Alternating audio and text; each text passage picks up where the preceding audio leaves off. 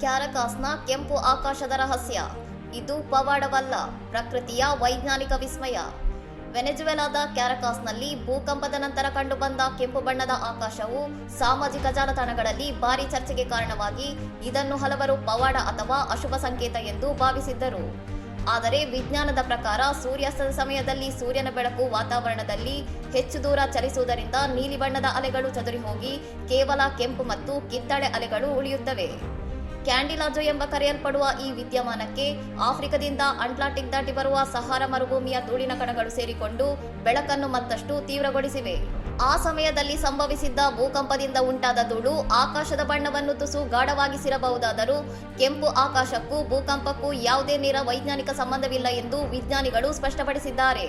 ಇದು ಯಾವುದೇ ಅಲೌಕಿಕ ಸಂಕೇತ ಅಥವಾ ರಹಸ್ಯ ಆಯುಧದ ಪ್ರಯೋಗವಾಗಿರಲಿಲ್ಲ. ಬದಲಾಗಿ ಸೂರ್ಯಾಸ್ತದ ಸಮಯ ಮತ್ತು ವಾತಾವರಣದಲ್ಲಿನ ಧೂಳಿನ ಕಣಗಳು ಒಗ್ಗೂಡಿದಾಗ ಸಂಭವಿಸುವ ಒಂದು ಸಾಮಾನ್ಯ ಭೌತಿಕ ಪ್ರಕ್ರಿಯೆ. ಆಕಾಶಕ್ಕೆ ಭೂಕಂಪದ ಅರಿವಿರಲಿಲ್ಲ. ಸೂರ್ಯ ಮುಳುಗಿದಾಗ ಮತ್ತು ಧೂಳು ಮೇಲಕ್ಕೇರಿದಾಗ ಪ್ರಕೃತಿ ತನ್ನ ನಿಯಮದಂತೆ ಸಹಜವಾಗಿ ನಡೆದ ಕ್ರಿಯೆ ಇದಾಗಿದೆ. ಇನ್ನಷ್ಟು ಸುದ್ದಿಗಳಿಗಾಗಿ ನೋಡ್ತಾ ಇರಿ ಸೌರಂ ಟಿವಿ.